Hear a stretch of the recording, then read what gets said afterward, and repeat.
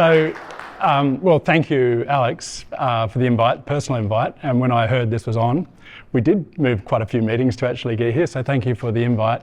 And as Alex said, yes, I am a graduate of AUNE and had a fantastic time here. Thank you very much. But more importantly than that, 20 years later, my middle boy, Tom, came to me and said, "Oh, I wouldn't have a clue what to do, Dad." And I said, "Well, you could do worse than agribusiness. You know, agriculture is booming, and if you don't like the agriculture part, you can do business." I said, "Have a look at Armidale." So he went on the website and he had a look at UNE, and he saw that you played rugby union, and he said, "I'm in." And he spent 3 years here playing rugby union, but has done very, very well. He's gone into banking, and it's interesting because I said to him the other day, I said, "Have you ever thought about moving out of the agri part of banking into the business side?" And he says, "You know what, Dad, the part I enjoy most is the agriculture part of the agribusiness title." So really interesting to see where he's landed.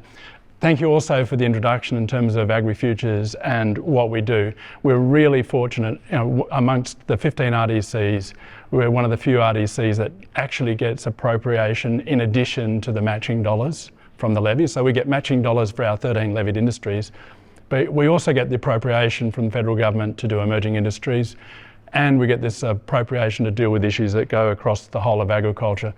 And I want to talk to you a little bit about some of those today. There's just probably 3 areas I want to touch on. The first one is community trust, which Paul, just beautifully on the back of what you've talked about with consumer trust. Then I want to talk a little bit about carbon and the journey to net zero. And then lastly, I just want a couple of words and maybe show you a short video about what we are doing in relation to workforce, which is a huge challenge for Australian agriculture at the moment. But I want to start with the community trust, and I think the best way to start is say that it is different to consumer. So consumer and community are different, and the best way I've heard it described is if you ask somebody about caged chickens and is it a good thing or should they be banned, they'll probably say to you, "No, I'm not real comfortable about caged chickens, and yes, there probably should be some regulation." But if you see them in the supermarket, if caged chickens are $1 less per punnet, they'll buy them. Okay, so to me that's probably the best description I've heard of what the difference is between a consumer and community.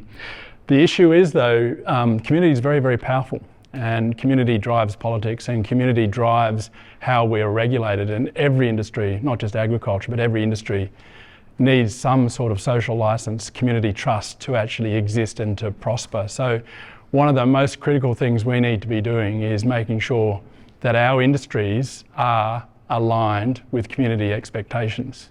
Okay, and that's often can be quite challenging.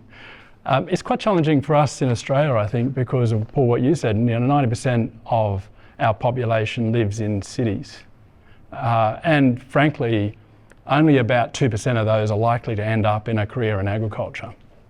And some of the work that we've done surveying people in the city show that if somebody in the city has a relationship with one person in the bush, one person, they're twice as likely to have a career in agriculture.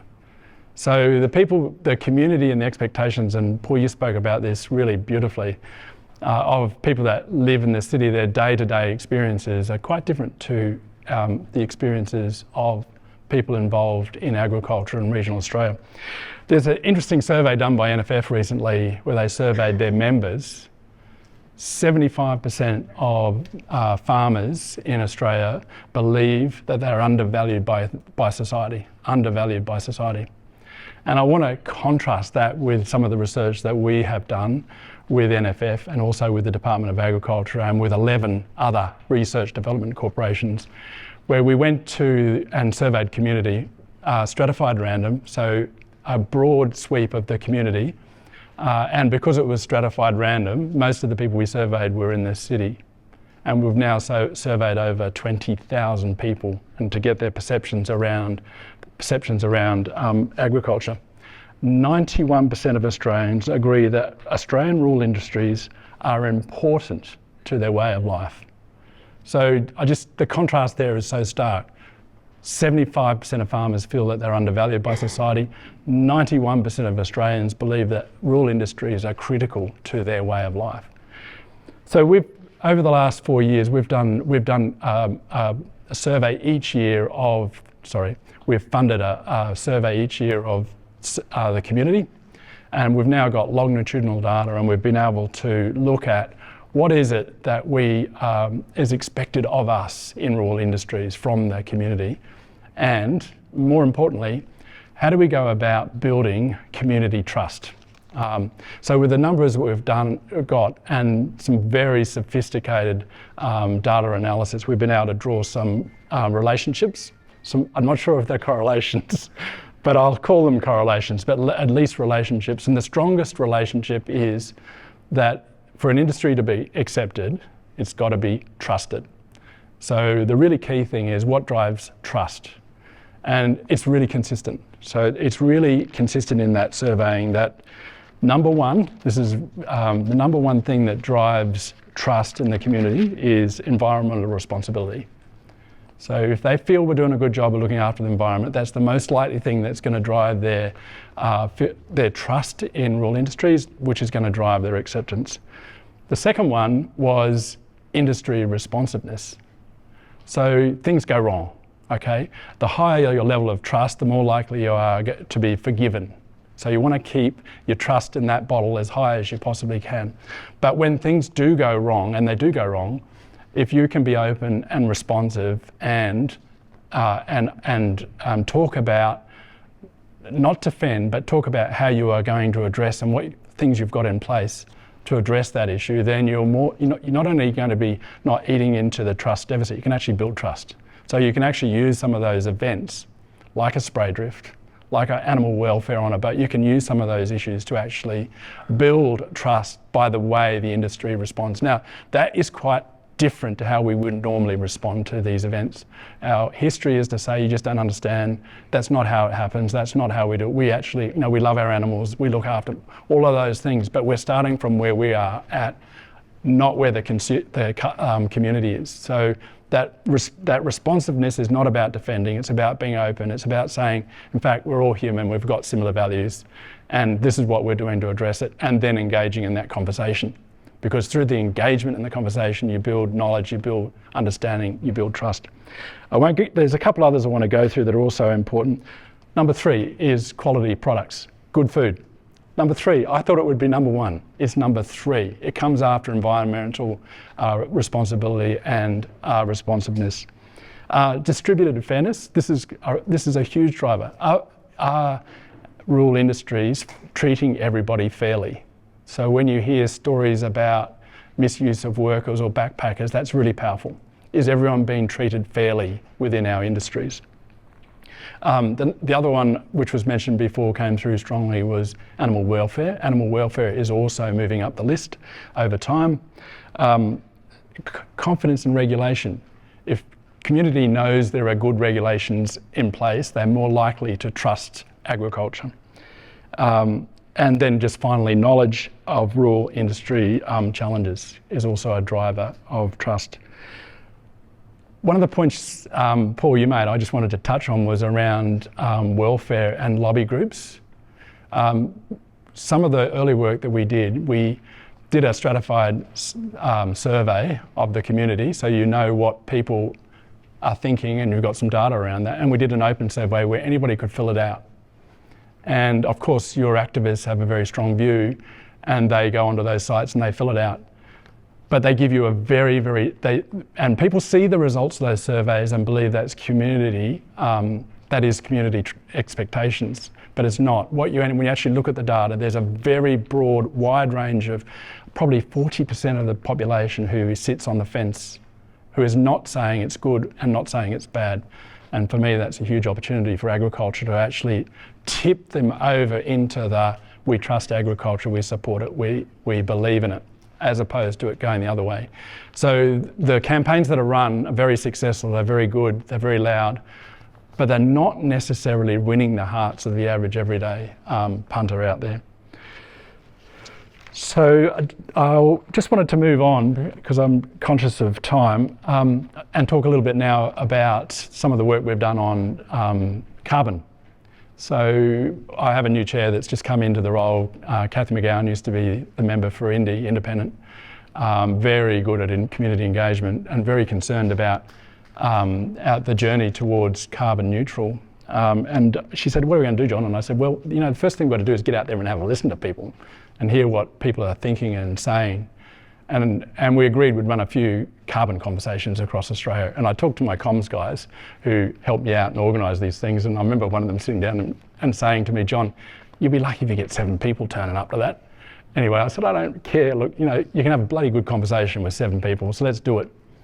We had 80 people register in 10 minutes. We had 230 in the first 48 hours, and we had 750 people register to come along and talk about carbon. And that's all we said, just come and tell us what you think about the transition to carbon neutral. And we had 750 people register. Thank goodness they didn't all turn up.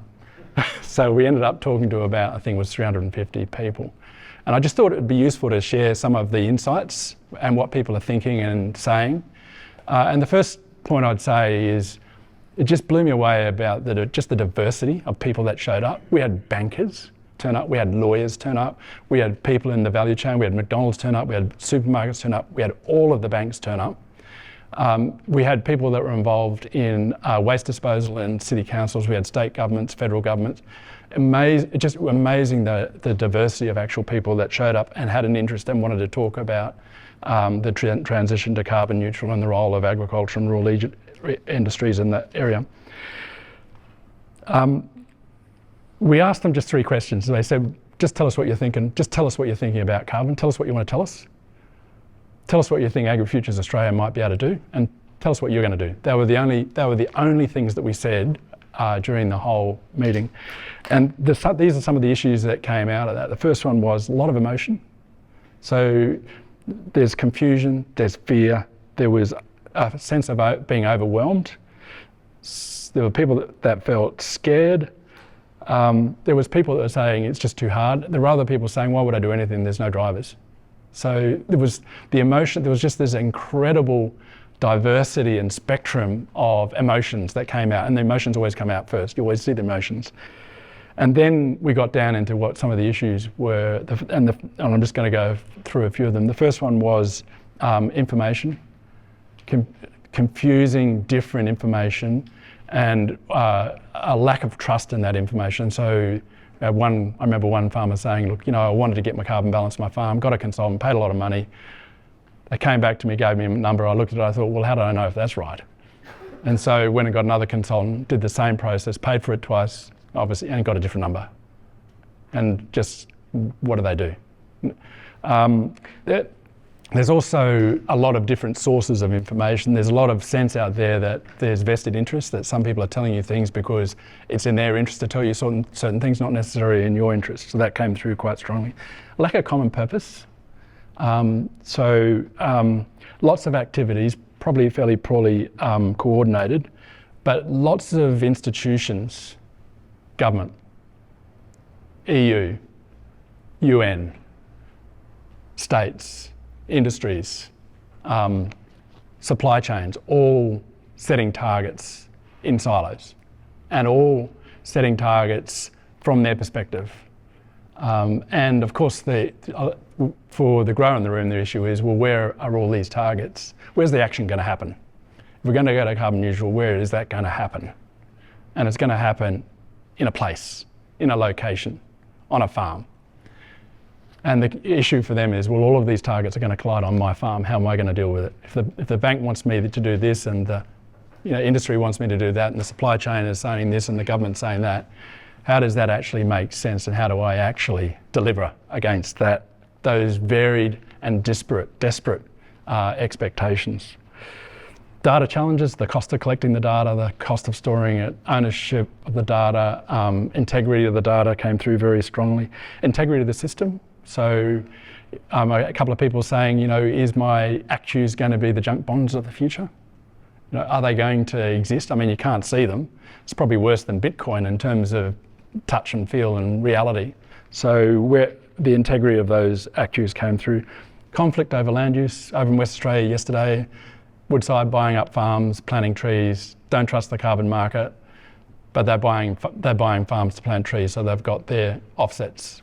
We're seeing solar plants, we're seeing transmission lines, we are seeing the real potential for some conflict over feeding the world and getting to carbon neutral. So that came through quite strongly. We also saw fantastic examples of great people doing good things right across the whole country, just people just getting on it. Interestingly, a lot of people are coming around to, you know what, I'm building up carbon in my soil, but I'm not doing it for AgriFutures, I'm not doing it for a carbon project, doing it because it increases my productivity and it's good for the business, it's good for the farm. That's the driver, not the actual paperwork and getting the dollars out the other end. That came through strongly. A couple of observations. We did these workshops in all over Australia, did 13 of them. An observation really clear was no, one size does not fit all. When we were talking to the rangers in Darwin that do the coal burns in the savannah up in the Northern Territory, clearly their solutions are going to be completely different to the people we were talking to in Tasmania, who are on a small dairy farm. So it became, and West Australia with the grains industry, the beef industry, the solutions are going to be very different, which is also challenging when all the targets have been set in these large, set top down in all of these silos. Also, there was an observation would be that the conversation has been top down. The conversation has been top down, and we haven't got to the stage yet where there's a bottom-up, community-led, community-driven response. So, and I think there clearly needs to be, at the end of the day, if the solutions are going to be place-based, then it's going to be local communities and local farmers working in their local community that are going to come up and with the solutions. So what are we doing to engage the local communities? What are we doing to empower them? What are we doing to help them identify the low-hanging fruit which are going to get them on that first step of the journey towards carbon neutral? And it's not going to happen by any of these strategies. The implementation is actually going to happen at the community level. And we've got some experience in that space through our journey in the 90s with Landcare, where it was community-based, bottom-up, bottom-driven. And I think there's a need to start looking about how that might happen in the future. So at the end of the day, just a couple of things for AgriFutures that I think came through really strongly was, because we're always saying we're a small organisation, if we're going to do something, we need to be really careful that we don't try to be everything to everybody. What can we pick one or maybe two things that we could do? And the two that came out really strongly that we are looking at, not sure if we haven't made any decisions yet, but is one single source of truth, single source of trusted truth. One place you can go and know that even if it links to other things, that it's been verified, it is legit, it is independent. There isn't a vested interest selling the data or selling the information. That was one. And the second one is how can we actually help build the skills around community engagement, bottom up? How can you help place-based local leadership? How can you support place-based local leadership with some sort of national support? And that was the other area that came through that. I know we're short on time, so I just got one more thing I would like to cover off on.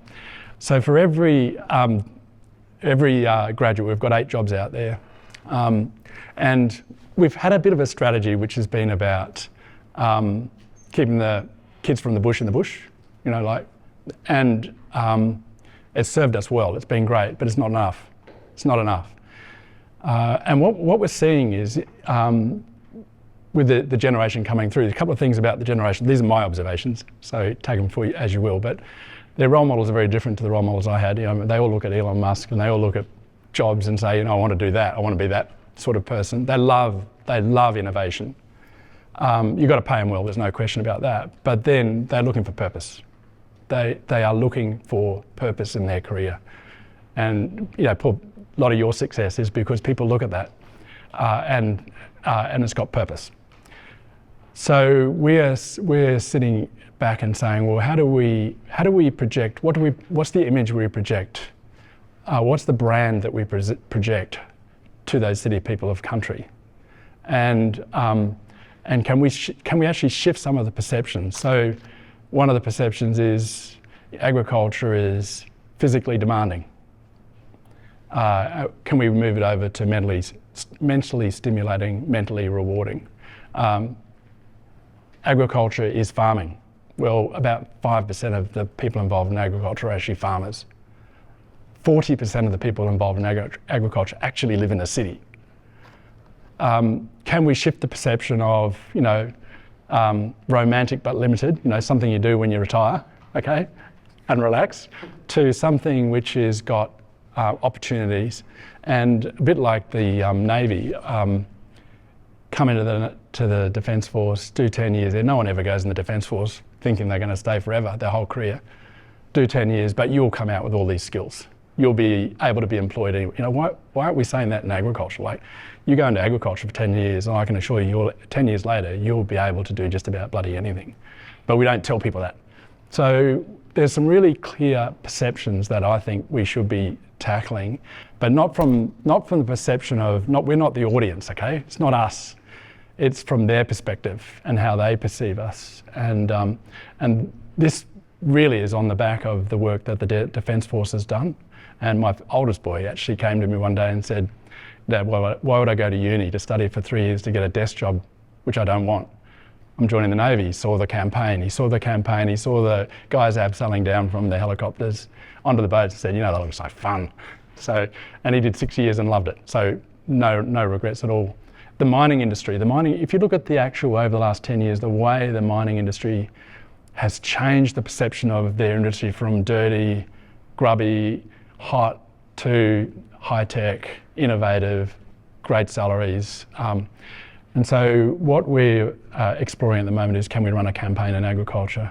Can we bring, not a campaign where we have dairy versus meat versus grain but a campaign where everyone comes together, and we on the back of the campaign, which we're looking at maybe being both TV and social media, a campaign where you come to a website, you see elders who have already committed to the program, you see the universities, you see nutrients, you see the banks, and you see the amazing opportunities you could have in a career in agriculture. So we've been to market, we've got what they call a manifesto. This is not an ad, this is just a manifesto. This is just using stock imagery. If we can raise enough support through industry, then we will produce it with real people. We're looking to raise about $10 million a year to do it. And the concept being that everybody in Australia would see it at least 6 times, and then many, many more times on their social media. With the concept is they come into the back end, what we're calling work ag, where they would see all the career opportunities. So if you don't mind, I'll get you quickly to just play that, and I'm really keen to just see your thoughts.